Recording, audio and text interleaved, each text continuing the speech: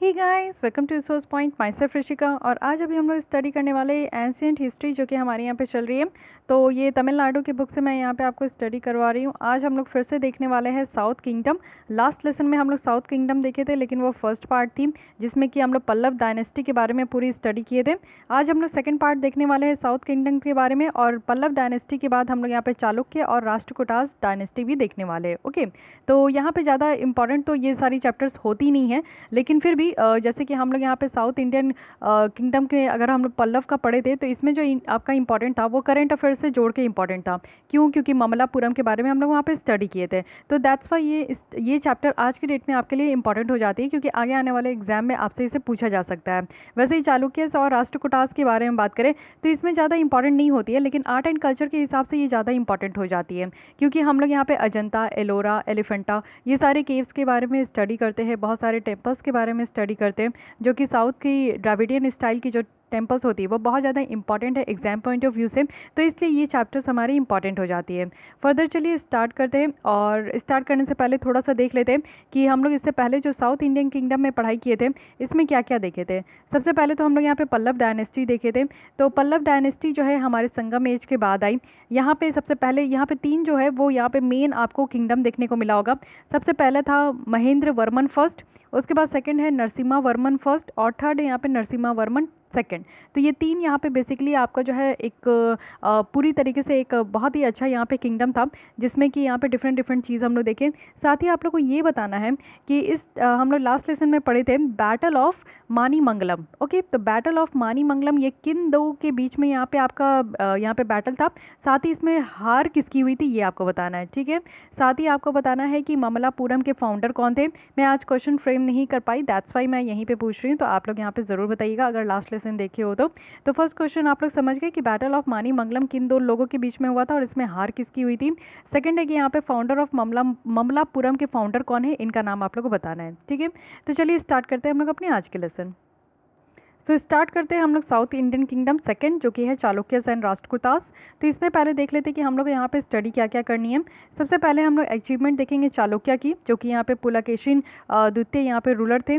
Second administration देखेंगे, social life देखेंगे, architecture देखेंगे चालुक्यास के अधीन कैसी थी, पॉलिटिकल हिस्ट्री देखेंगे राष्ट्रकूटास की, एंड एडमिनिस्ट्रेशन एंड सोसाइटी देखेंगे कि राष्ट्रकूटास के अधीन कैसी थी। आर्ट एंड आर्किटेक्चर देखेंगे, दैट इज़ वेरी इंपॉर्टेंट, यहाँ का सबसे इंपॉर्टेंट पार्ट यही है। ओके, तो स्टार्ट करते हैं।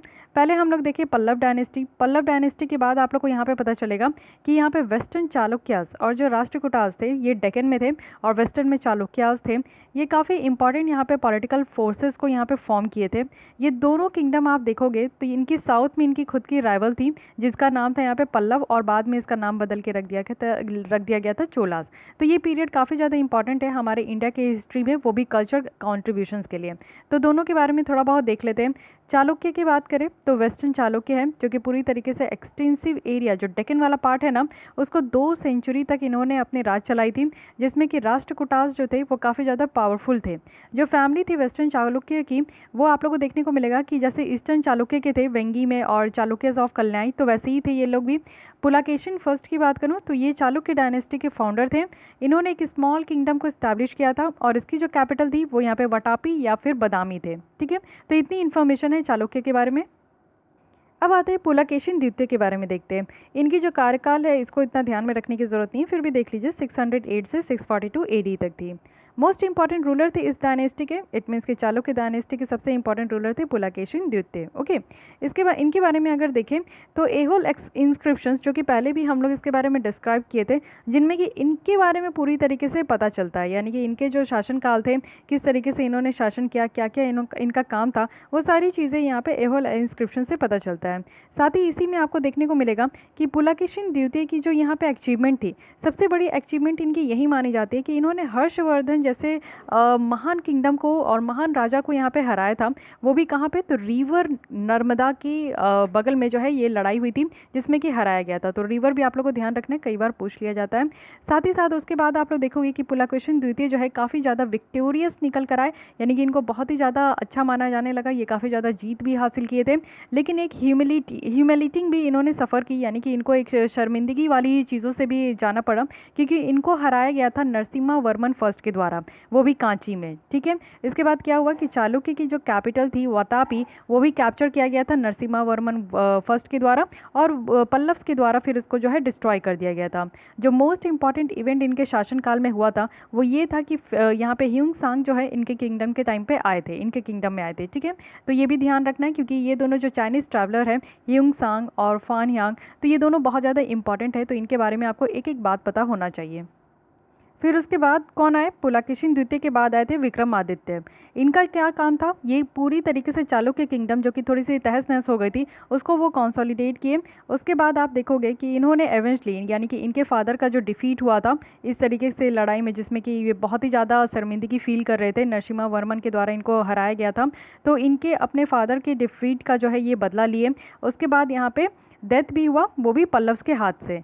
कीर्ति वर्मन सेकंड जो थे वो यहाँ पे चालुक्य के लास्ट रूलर थे, और इनको हराया गया था दांती दुर्गा के द्वारा, जो कि यहाँ पे राष्ट्रकूटास के डायनेस्टी के फाउंडर थे, ठीक है। तो पहले आपकी यहाँ पे क्या आया, चालुक्य डायनेस्टी आया, उसके बाद आपका राष्ट्रकूटास डायनेस्टी आया। तो अब इनके बारे में थोड़ा सा देख लेते कि एडमिनिस्ट्रेशन और सोशल लाइफ कैसी थी चालुक्यस के अंदर। चालुक्य की अगर हम लोग एडमिनिस्ट्रेशन की बात करें तो काफ़ी अच्छा खासा ये सेंट्रलाइज थी, पल्लव और चोलास की जैसी नहीं थी, ये बहुत ही अच्छा यहाँ पे मैनेज करके चल रहे थे। विलेज ऑटोनोमी थी, यानी कि लोगों को यहाँ पे बहुत अच्छा खासा स्वतंत्र था, जो ये एब्सेंट था, यानी कि जो पल्लव और चोलास में आप देखोगे उस तरीके का आपको यहाँ पे चालुक्य में नहीं देखने को मिलेगा। चालुक्यस में ग्रेट मैरी टाइम पावर थी, यानी कि ये जो समुद्र की भी जो पावर थी इनके पास बहुत अच्छा खासा था। पुलकेशिन द्वितीय की बात करें तो इनके पास खुद की जो है 100 शिप्स थी और एक स्मॉल स्टैंडिंग आर्मी था इनका खुद का। बादामी चालुक्यस की बात करूं तो वो यहाँ पे ब्राह्मणिकल हिंदूज थे, बट वो रिस्पेक्ट करते थे, यानी कि दूसरे जो भी रिलीजन थे उसके भी रिस्पेक्ट करते थे। इंपॉर्टेंस वो यहाँ पे वैदिक राइट्स और रिचुअल्स को देते थे। जो यहाँ पे डायनेस्टी के फाउंडर है पुलकेशिन फर्स्ट, इन्होंने अश्वमेध सेक्रीफाइस भी परफॉर्म किया। तो यहाँ पे आप लोग देख सकते हो कि अश्वमेध सेक्रीफाइस जो यहाँ पे आपका किया जाता है हर एक महान राजा के द्वारा किया जाता है, जिससे वो प्रूव कर पाते हैं कि उनकी जो राजगद्दी है वो बहुत ही ज़्यादा पावरफुल हो चुकी है। तो ये भी ध्यान रखिएगा, पहले से ही मैं स्टार्टिंग से बताते आ रही हूँ कि बहुत सारे राजा महाराजा हैं जो कि इस तरीके से अश्वमेध सेक्रीफाइस किए थे, तो इनकी एक अलग से लिस्ट बताइएगा। जब ये बुक कंप्लीट हो जाएगी ना तो उसके बाद कुछ चीज़ें हैं जिसको मैं अच्छे से समराइज़ करूँगी। वैसे तो हर एक चैप्टर के बाद समराइज़ कर देती हूँ, but at the end of this book I will also summarise the important points, okay. तो ये नंबर ऑफ टेम्पल्स भी थे इनके कार्यकाल में, और ये जो ऑनर करते थे विष्णु भगवान को, शिव भगवान को, और दूसरे गॉड्स को भी यहाँ पे काफ़ी ज़्यादा ऑनर किया जाता था। ह्यूंग सांग की बात करें तो ये भी यहाँ पे मेंशन किए कि बुद्धिज़्म की कैसे डिक्लाइन हुई है वेस्टर्न डिकेड में, तो ये भी हम लोग पहले भी देख चुके हैं। बट जैनिज़्म में जो थी ना वो अपने पाथ ऑफ प्रोग्रेस में थी। रवि कीर्ति की बात करूँ तो कोर्ट ऑफ पोएट थे, वो भी पुलकेशिन द्वितीय के, जो कि यहाँ पे एहोल इंस्क्रिप्शंस को जो है ये कंपोज किए थे, और ये कौन थे, तो ये जैन थे, ओके। तो रवि कीर्ति के बारे में भी ध्यान रखना है। अब आइए आगे बढ़ते हैं और देखते हैं इनके बारे में बात। तो आर्ट एंड आर्किटेक्चर की बात आती है। चालुक्यस की बात करूं तो यहाँ पे बहुत ही ज़्यादा ये पैट्रॉन थे आर्ट्स के, इन्होंने काफ़ी ज़्यादा यहाँ पे डेवलप करी, और सबसे पहला जो यहाँ पे डेवलप हुआ वो हुआ वेसारा स्टाइल। वेसारा स्टाइल जो कि यहाँ पे स्ट्रक्चरल टेम्पल्स को बनाने के लिए इस्तेमाल किया जाता था। वेसारा स्टाइल आप देखोगे तो ये कल्मिनेशंस में पहुँची थी कब, जब यहाँ पे आपके राष्ट्रकूटास और होसालास की यहाँ पे किंगडम थे। स्ट्रक्चर टेम्पल्स देखिए चालुक्य का, तो ये यहाँ कहाँ एग्जिस्ट करती है, तो ये आपका एहोल में देखने को मिलेगा, बादामी में, साथ ही यहाँ पे पटाडा कल में भी देखने को मिलेगा। जो केव टेम्पल आर्किटेक्चर है ना वो भी काफ़ी फेमस थी चालुक्य के अधीन में, और इनके जो केव टेम्पल थे वो आपको देखने को मिलेगा अजंता, एलोरा और नासिक में भी पाए जाते हैं। जो बेस्ट स्पेसिमेंस है चालुक्य पेंटिंग का वो हम लोग बादामी केव टेम्पल में भी देखते हैं, या फिर आप लोग अजंता केव टेम्पल में भी देखोगे, ठीक है। ये आप लोग देख सकते हो केव टेम्पल है अजंता की, इस तरीके से जो है ना गुफा को काट काट के मंदिर बनाया गया है, तो ये अजंता, एलोरा, ये सारी चीज़ें, इसीलिए यहाँ पे केव टेम्पल के ही नाम से ये काफ़ी ज़्यादा मशहूर है। चालुक्य टेम्पल की बात करूँ तो 2 स्टेज में इसको डिवाइड किया गया है। फर्स्ट स्टेज में क्या है कि ये रिप्रेजेंट किया जाता है वो सारे टेम्पल जो कि एहोल और बादामी के द्वारा बनाए गए हैं। यहाँ पे 70 टेम्पल्स आपको देखने को मिलेगा एहोल में, और 4 बहुत ज़्यादा इंपॉर्टेंट है। तो अगर 4 यहाँ पे बहुत ज़्यादा इंपॉर्टेंट है और अलग से मेंशन किया गया है, then this points are very important for your UPSC point of view. So first ये है कि लाद खान टेम्पल, जो कि लो है, फ्लैट रूफ्ड स्ट्रक्चर है, और ये आपका पिलर्ड हॉल में, यानी कि इस तरीके के पिलर्ड हॉल में आपका बनाया गया है। Second one is Durga temple, जो कि एक बुद्ध चैत्य के साथ इसको रिजेंबल किया गया है। Third one is Huchchi Malligudi temple and fourth one is Jain temple जो कि मेगुटी में है। तो ये 4 टेम्पल ऐसे ही इंपॉर्टेंट है जो कि यहाँ पे ऐहोल और बदामी के द्वारा बनाई गई है। अगर ये सारे टेम्पल्स में देखें जो कि बदामी में बदामी की है, तो यहाँ पे ये मुकेतेश्वर टेम्पल है और साथ ही साथ मेलागुटी शिवालय है जो कि इनके आर्किटेक्चर ब्यूटी को काफ़ी ज़्यादा इनके इस टेम्पल से देखा गया है।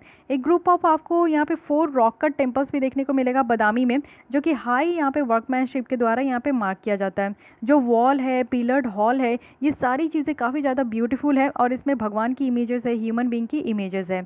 ये आप देख सकते हो कि बदामी की ये केव टेम्पल इस तरीके से बनाई गई है। तो यहाँ पे जो आपका एक एक वॉल है, एक एक दीवार है, इसमें बहुत ही सुंदर से ब्यूटीफुल इमेजेस बनाई गई है। जो पिलर आपको देखने को मिलता है उसमें भी बहुत सारा इमेजेस आपको बनाई गई है और काफ़ी ज़्यादा भव्य और काफ़ी ज़्यादा ब्यूटीफुल भी है, इसलिए इसको जाना भी जाता है। उसके साथ साथ और अभी हम लोग देखें तो आगे और सेकंड स्टेज देखते हैं। सेकंड स्टेज जो यहाँ पे रिप्रेजेंट किया गया है, ये सिर्फ यहाँ पे पटाटकल के द्वारा यहाँ पे आपका रिप्रेजेंट किया गया है, क्योंकि 3 यहाँ पे आपको वेसारा स्टाइल के लोग देखने को मिलेंगे। एक तो ऐहोल में है, बदामी में है और यहाँ पे पटादाकल के हैं। तो फर्स्ट स्टेज में हम लोग ऐहोल बदामी के बारे में देख लिए, थर्ड स्टेज में इनके बारे में देखते हैं। यहाँ पे आप लोग देख सकते हो कि ये विरूपाक्षा टेम्पल्स है, वो भी पटादाकल में। तो यहाँ पे आप लोग को 10 टेम्पल्स देखने को मिलेंगे। 4 आपके नदन स्टाइल में है, कहने का मतलब है कि आपका नगारा स्टाइल में, रिमेनिंग 6 यहाँ पे द्रविडियन स्टाइल में है। पनानाथ अगर टेम्पल की बात करूँ तो ये बहुत ही ज़्यादा एक अच्छा खासा यहाँ पे आपका एग्जाम्पल है नदन स्टाइल का। संगमेश्वरा टेम्पल है और यहाँ पे विरूपाक्ष टेम्पल है जो कि काफ़ी फेमस है द्राविडियन स्टाइल के लिए। विरूपाक्ष टेम्पल जो है ये आपका बनाया गया है कैलाशनाथ टेम्पल जो कि कांचीपुरम में है, उसी के स्टाइल में इसको बनाया गया है। और ये जो बनाया गया था ये विक्रमादित्य के क्वींस के द्वारा, यहाँ पे one of the queens of Vikramaditya second, उनके लिए यहाँ पे बनाया गया था। ठीक है, उनके द्वारा बनाया गया था। स्कल्पचर्स जो है वो यहाँ पे आपका कांची से लाया गया था और फिर इसको जो है आपका कंस्ट्रक्ट करके बनाया गया था। तो ये ध्यान रखिएगा क्योंकि यहाँ पे द्राविडियन स्टाइल्स में जो कौन कौन से टेम्पल्स हैं तो उनकी एक लिस्ट आप लोग अलग से यहाँ पे आप लोग बना लीजिए, जो भी यहाँ पे बुक में मेंशन है, क्योंकि इसी तरीके से क्वेश्चंस आपकी बन जाती है। तो ये तो पूरी थी चालुक्य डायनेस्टी के बारे में। अब स्टार्ट करते हैं राष्ट्रकूटास डायनेस्टी के बारे में एंड इनके बारे में देखते हैं किस तरीके की सारी चीज़ें थी। तो राष्ट्रकूटास की शासनकाल आप लोग देख सकते हो 755 से 975 तक थी। और राष्ट्रकूटास जो थे वो कन्नड़ ओरिजिन के थे, यानी कि इनकी लैंग्वेज भी जो थी मदर टंग वो कन्नड़ लैंग्वेज ही थी। सबसे अभी तो हम लोग लास्ट में देखें कि यहाँ पे जो लास्ट रूलर थे हमारे चालुक्य डायनेस्टी के, उनको जो मारा गया था वो दांती दुर्गा के द्वारा मारा गया था। और दांती दुर्गा जो थे वो यहाँ पर राष्ट्रकूटास डायनेस्टी के फाउंडर थे। ओके, तो कीर्तिवर्मन सेकंड को इनके द्वारा मारा गया था। तो ये दांती दुर्गा है, इसके बारे में ध्यान रखिएगा। ठीक है, इन्होंने डिफीट किया था गुर्जरास को भी, और मलवा रीजन जो है ना उसको भी यहाँ पे कैप्चर कर दिया गया था इनके द्वारा। साथ ही इन्होंने एनेक्स भी किया, जो कि चालुक्य किंगडम का जो भी जगह था उनको भी एनेक्स किया कीर्तिवर्मन को यहाँ पे पूरी तरीके से डिफीट करके। राष्ट्रकूटास जो थे वो काफ़ी अच्छा खासा यहाँ पे पावरफुल इंसान बन चुके थे, इनकी किंगडम काफ़ी ज़्यादा पावरफुल बन चुकी थी डेक्कन वाले रीजन में। इनके फर्स्ट सक्सेसर है कृष्णा फर्स्ट, जो कि इनसे भी ज़्यादा जो है ग्रेट कंक्यर थे, यानी कि वो उन्होंने भी काफ़ी ज़्यादा जीत हासिल करी। ये गंगास को हराए थे, उसके बाद ईस्टर्न चालुक्य को जो कि वेंगी में थे, और एक अच्छा खासा यहाँ पे rock cut monolithic Kailash temple जो है एलोरा में बनाया गया था इनके द्वारा। जो नेक्स्ट इंपॉर्टेंट किंग है इस डायनेस्टी के वो थे गोविंदा थर्ड, और इनकी जो विक्ट्रीज है वो नॉर्थ इंडियन किंगडम में देखने को मिला। इनके बाद जो आए थे वो थे अश्वघोष अमोघवर्ष फर्स्ट, जो कि रूल किए थे बहुत ही लंबे समय तक 64 ईयर्स तक। और इनका जो था ना, इन्होंने अपनी कंट्रोल को जो मलवा और यहाँ पे गंगावाड़ी वाला रीजन था उसमें इनकी जो कंट्रोल थी वो ख़त्म हो गई। साथ ही साथ यहाँ पे इनकी जो कल्चर डेवलपमेंट थी वो भी काफ़ी पॉपुलर थी। ये जैनिज्म के फॉलोवर थे। जीना सेना जो थे इनके चीफ प्रिसेप्टर थे। और साथ ही साथ यहाँ पे आप लोग देखोगे कि लेटर लिखने में काफ़ी ज़्यादा पैट्रॉन्स थे। ये अपने आप में ही बहुत सारे फेमस कन्नड़ वर्क लिखते थे, और ये जो है राष्ट्रकूटा कैपिटल भी बनाए थे, जो कि सिटी ऑफ मलखेद और यहाँ पे मानखेड़ा है। ओके, तो इतनी आप लोग को बातें ध्यान में रखनी है। अब और देखते हैं इनके बारे में। उसके बाद जो इनके सक्सेसर थे अमोघवर्ष के, वो यहाँ पे कौन थे, तो इसके बाद आए थे कृष्णा थर्ड। कृष्णा थर्ड काफ़ी ज़्यादा फेमस थे क्योंकि इन्होंने चोलास के अगेंस्ट में मार्च किया था, और जो टोकलाम था टक्लोलम थे, इनको भी हराया गया। सॉरी फॉर द प्रोनाउंसिएशन, ये साउथ की जो प्रोनाउंसिएशन होती है ना, थोड़ी हमें नदर्न रीजन वाले को प्रॉब्लम होती है, नो डाउट। तो उसके बाद ये जो है साउथ में गए और उसके बाद तंजौर वाले रीजन को भी कैप्चर किए। फिर ये रामेश्वरम भी गए थे और वहाँ पर भी कुछ टाइम रहे हैं। फिर बहुत सारे टेम्पल्स भी इनके द्वारा बनाया गया, जैसे कि कृष्णवेरा टेम्पल रामेश्वरम में है, तो इनके द्वारा ही बनाया गया था। ये भी पूछा जा सकता है कि कृष्ण कृष्णवेरा जो यहाँ पे आपका टेम्पल है रामेश्वरम में, ये कौन सी डायनेस्टी के द्वारा बनाया गया था? तो it is Rashtrakutas dynasty. Okay, उसके बाद आप देखोगे कि यहाँ पे उनकी डेथ होने के बाद जो पावर है राष्ट्रकूटास की वो पूरी तरीके से डिक्लाइन हो गई। तो यहाँ पे सबसे पावरफुल जो आपको देखने को मिलेगा वो कृष्णा थर्ड थे। ठीक है, तो इस तरीके से आप लोग को ध्यान रखना है। अब इनके एडमिनिस्ट्रेशन के बारे में देखते हैं। तो राष्ट्रकूटास जो एम्पायर थे ना वो बहुत सारे प्रोविंस में ये डिवाइडेड थे, और प्रोविंस को यहाँ पे राष्ट्रास कहा जाता था, और इसको किसके अंडर के कंट्रोल में रखा गया था? तो राष्ट्रपति के अंडर के ये अंडर कंट्रोल में थे। साथ ही साथ इनको विषायस में डिवाइड किया गया था, डिस्ट्रिक्ट में, जिसको कि विषयपति के द्वारा गवर्न किया जाता था। नेक्स्ट सब डिविजन्स आप देखोगे तो भुक्ति है। भुक्ति मीन्स यहाँ पे 70 to 80, यहाँ पे 50 to 70 विलेजेस थी जो कि आपका डायरेक्ट यहाँ पे भोगापति के कंट्रोल में आते थे। ये सारे ऑफिसर्स जो है डायरेक्टली यहाँ पे अपॉइंट किए जाते थे सेंट्रल गवर्नमेंट के द्वारा, और जो विलेज एडमिनिस्ट्रेशन है ये भी आपका विलेज हेडमैन्स के द्वारा कैरी किया जाता था। जो विलेज असेंबली है वो काफ़ी अच्छा खासा एक सिग्निफिकेंट रोल प्ले करते थे विलेज एडमिनिस्ट्रेशन में। सोसाइटी और इकॉनमी की बात करूं तो हिंदू सेक्ट जो यहाँ पे वेस्ट इंडीज़ में और सर्विस में के थे वो इस पीरियड में काफ़ी अच्छा खासा फ्लरिश कर रहे थे। वो यहाँ पे जो प्रोग्रेस थी यानी कि जो जैनिज्म की प्रोग्रेस थी उनसे इनको खास जो है अफेक्ट नहीं हुआ, और राष्ट्रकूटा किंग्स की ये काफ़ी ज़्यादा पैट्रोनाइज करते थे, और जितने भी ऑफिसर्स थे उनको भी यहाँ पे बहुत ज़्यादा माना जाता था, यानी कि इस सोसाइटी में बहुत ज़्यादा इनकी जो है प्रचलित थी। अगर हम लोग देखें तो 1/3 जो पॉपुलेशन थे डेक्कन के उसमें पूरे जैन ही लोग थे, और कुछ प्रोपोज थे, यानी कि यहाँ पे कुछ लोग जो है बुद्धिस्ट सेटलमेंट को मानते थे। इनकी हारमनी भी बहुत सारा था, यानी कि ये जो है ना दूसरे रिलीजन के साथ भी हारमनी यहाँ पे मेंटेन करके चलते थे। ऐसा नहीं है कि इनको दूसरे रिलीजन से प्रॉब्लम था। साथ ही साथ यहाँ पे आप देखोगे कि यहाँ पे एजुकेशन सेंटर भी काफ़ी अच्छा खासा था। इनकम वगैरह भी यहाँ पे और इंडोमेंट भी जो था ये रिच के द्वारा चलाया जाता था, और विलेजेस जो थी वो यहाँ पे फंक्शंस, फेस्टिवल, सारी चीज़ें यहाँ पे सेलिब्रेट होता था। इकॉनमी की बात करूँ तो काफ़ी अच्छी खासी फ्लरिशिंग यहाँ पे कंडीशंस थी, और एक्टिव कॉमर्स था, यानी कि डेक्कन और अरब के बीच में काफ़ी अच्छा खासा ट्रेड होता था। राष्ट्रकूटास की किंग की बात करूं तो वो अरब ट्रेड को काफ़ी ज़्यादा यहाँ पे प्रमोट किए थे। अब इसके आगे देखते हैं और क्या बातें कही जा रही। एक सेकेंड, इधर है कल्चर कंट्रीब्यूशंस के बारे में।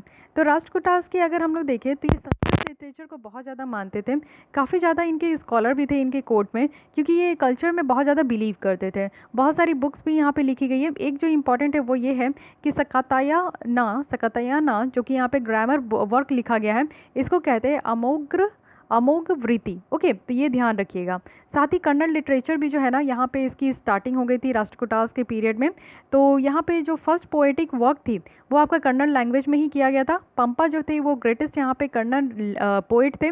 तो ये सारी डिटेल्स आपसे कोई नहीं पूछेगा, है कि नहीं। एक स्पेसिफिक जगह की डिटेल्स नहीं पूछी जाती, जो आपका इंपॉर्टेंट होता है वही पूछा जाता है। आर्ट एंड आर्किटेक्चर देखिए, ये एक इंपॉर्टेंट है। तो आर्ट एंड आर्किटेक्चर जो राष्ट्रकूटास का आप देखोगे तो ये एलोरा और एलिफेंटा में भी पाया जाता है।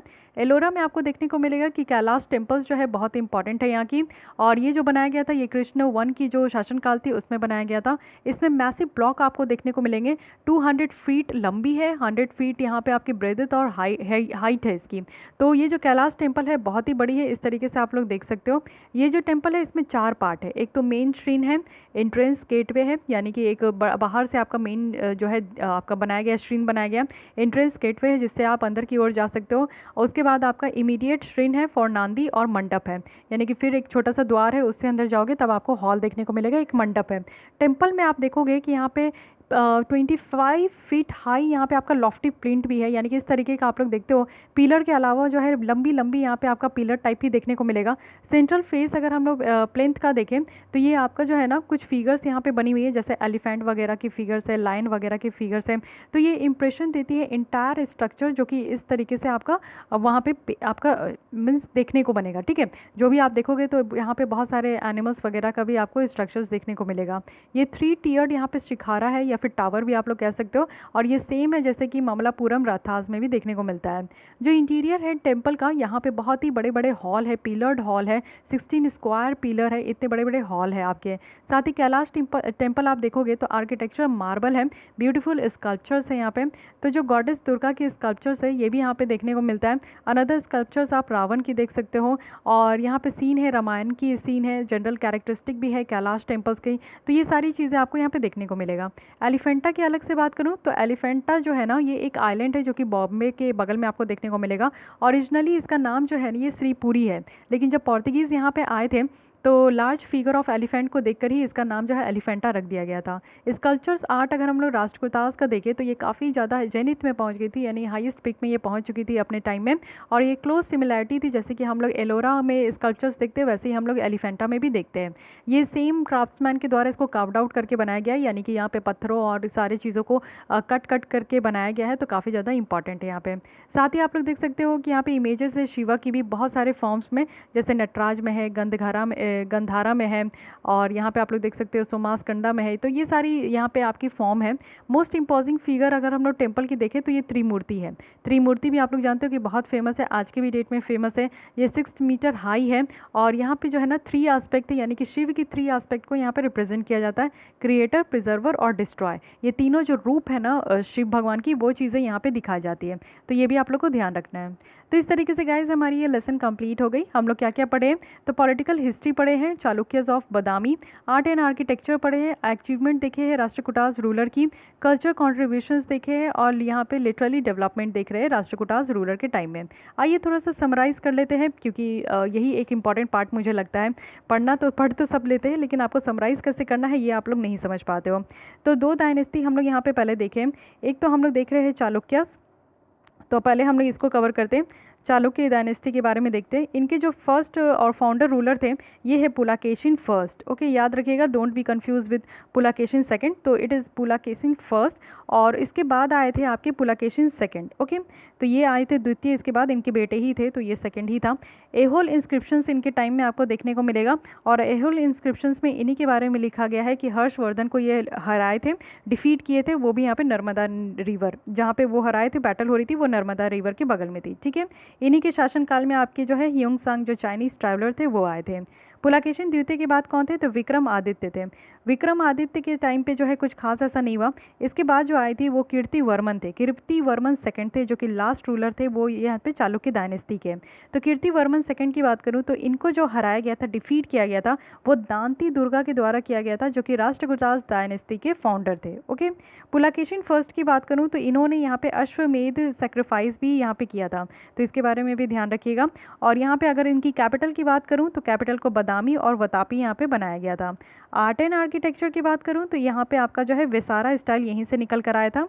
ठीक है, याद रखिएगा, ये आपका चालुक्य डायनेस्टी से निकल कर आया वेसारा स्टाइल। और वेसारा स्टाइल में आपको 3 चीज़ें देखने को मिलेगी, एक तो एहोल में है, एक बादामी में है, एक पट्टाडकल में है। तो इसको 2 स्टेजेस में बांट दिया गया है। एक आप लोग अगर आर्ट एंड आर्किटेक्चर देखोगे तो एहोल और बादामी का एक साथ आपको देखने को मिलेगा, और पट्टाडकल का आपका अलग से देखने को मिलेगा। अनदर यहाँ पे इंपॉर्टेंट फीचर्स जो आर्ट एंड आर्किटेक्चर का है, that is cave temple. Cave temples way very important and very flourished हुआ था इस टाइम में, और यहाँ पे आपको अजंता, एलोरा और नासिक में भी देखने को मिलेगा। साथ ही यहाँ पे आपके द्रविडियन स्टाइल की भी टेम्पल बहुत ज़्यादा ही थी। तो द्रविडियन स्टाइल की कुछ टेम्पल्स का अगर मैं नाम बता दूँ तो ये है आपका संगमेश्वरा, विरूपक्षा एंड कैलाशनाथ टेम्पल। तो ये तीनों ध्यान रखिएगा। ठीक है, इसके बाद आपका क्या आता है, इसके बाद आपका डायरेक्टली आएंगे हम लोग राष्ट्रकूटास डायनेस्टी में। तो राष्ट्रकूटास डायनेस्टी की यहाँ पे फाउंडर कौन थे, तो दांती दुर्गा थे, जिन्होंने यहाँ पे किसको डिफीट किया था, तो कीर्तिवर्मन सेकंड को डिफीट किया था। वो कौन थे, चालुक्य डायनेस्टी के लास्ट रूलर थे। उसके बाद यहाँ पे सत्ता में कौन आए, तो दांती दुर्गा है। दांती दुर्गा के बाद आपको कृष्णा फर्स्ट देखने को मिलेंगे।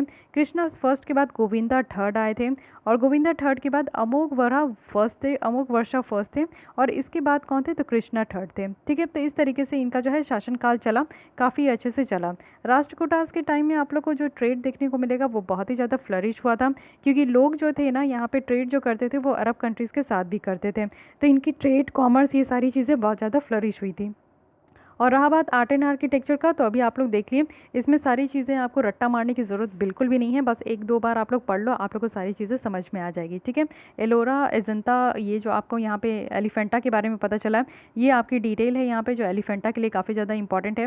उसके बाद आप लोग देख सकते हो कि एलोरा, ये एलोरा एंड एलोरा के बारे में हम लोग यहाँ पे पढ़े, तो मोस्ट इंपॉर्टेंट टेम्पल यहाँ पे कैलाश टेम्पल है। इसकी फीचर्स आप लोग देख सकते हो, फीचर से ही पता चलता है कि कितना यहाँ पे ब्यूटीफुल है, और आज की भी डेट में इसकी जो है प्रचलित ख़त्म नहीं हुई है, कम भी नहीं हुई है। ओके, तो चलिए ये सारी टॉपिक तो हम लोग यहाँ पे देख लिए, कुछ क्वेश्चंस देख लेते हैं। एहोल इंस्क्रिप्शन ये जो इशू किया गया था, ये किन के द्वारा इशू किया गया था, तो ऑब्वियस है कि हम लोग यहाँ पे देखें पुलाकेशिन द्वितीय। इनमें से कौन है जो कि चोलास को यहाँ पे टाकुलम में डिफीट किए थे, पुलाकेशिन द्वितीय, विक्रमादित्य फर्स्ट, या फिर अमोघवर्ष फर्स्ट, या फिर कृष्ण थर्ड, तो इसका आपको बताना है। फिलिंग द ब्लैंक्स देखते हैं कि यहाँ पे कैपिटल क्या क्या थी राष्ट्रकूटास के, फाउंडर ऑफ राष्ट्रकूटास डायनेस्टी, और श्रीपुरी जो कि रीनेम किया गया था एलिफेंटा, तो ये किसके द्वारा किया गया था, कोई यहाँ पे पोर्तुगीज़ थे उन्हीं के द्वारा किया गया था। कैपिटल अगर राष्ट्रकूटास का बोलूँ तो यहाँ पे बदामी वतापी ही है, ऑब्वियस है। और राष्ट्रकूटा के डायनेस्टी के यहाँ पे फाउंडर कौन थे, तो दांती दुर्गा थे, है कि नहीं। अब यहाँ पे देख लीजिए कुछ यहाँ पे मैच से फॉलोइंग है, रवि कीर्ति है, अमोघ वर्ष है, पंपा है, वीराचार्य है। सो इसको आपको यहाँ पे मैच करना है, विक्रम मीन्स विजय, और यहाँ पे गांतीता गानीता सरम, और एहोल इंस्क्रिप्शंस, और काविराजा मर्गा। ओके, तो इन सब के साथ आपको यहाँ पे मर्ज करना है, यानी कि मैच करनी है। और उसके बाद यहाँ पे देखिए बहुत ही इंटरेस्टिंग है, find out the correct statement. तो एक स्टेटमेंट यहाँ पे करेक्ट है, बाकी यहाँ पे इनकरेक्ट है, तो इसको भी फाइंड आउट आप लोग कर सकते हो, बता सकते हो कौन सी स्टेटमेंट यहाँ पे करेक्ट है।